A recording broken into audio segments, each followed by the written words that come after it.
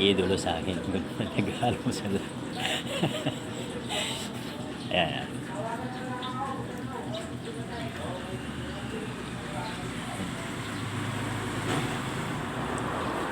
Sarap. Ang tawag dito sa Hong Kong, charap-charap. Sa Pilipinas, tinapay.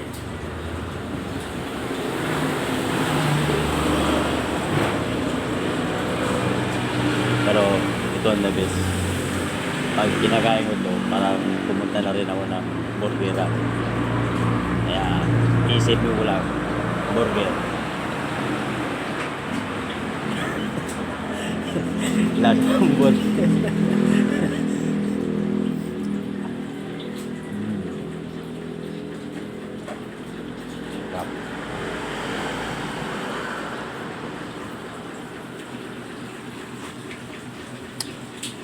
Mga hindi pa nag-almusal, mag-almusal na kayo.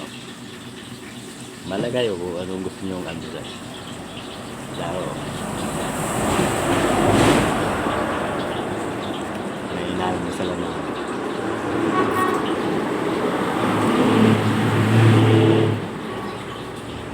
Okay. Good morning sa mga hindi. Okay, good morning. God bless.